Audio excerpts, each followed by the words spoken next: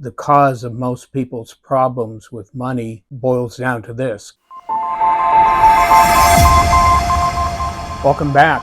Today I'm going to give you details on the 85%, 15% rule number 2 that I spoke about last week, which is saving 15% of all income no matter what the source and living off the other 85%. I guess I should mention Van Cleve rule number 1, which is your income never exceeds your ability to spend it. I'll repeat that. Your income never exceeds your ability to spend it. This leads to rule number 2 because people think reflexively that all I need to do is earn more money and that'll solve all my problems. This is not true. So how do I do this exactly? At the same time that you receive income, a check or cash, calculate 15% of that, and then you'll transfer that amount right away to a savings account. I prefer having an online banking account like Ally. They pay a higher rate, very, very easy to use, and they do much better than a traditional brick and mortar bank would pay on a savings. You want to make this a rule, not a plan. And you want to do this right away as soon as you're depositing your check or getting cash.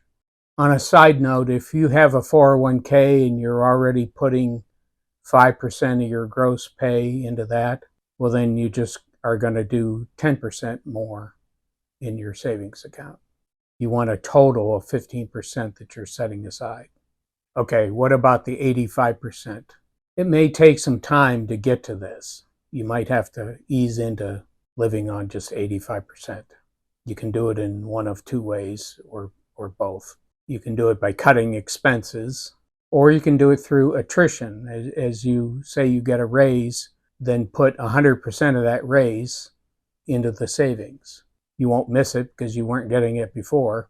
And do both. That way you can get up to the 85% over time.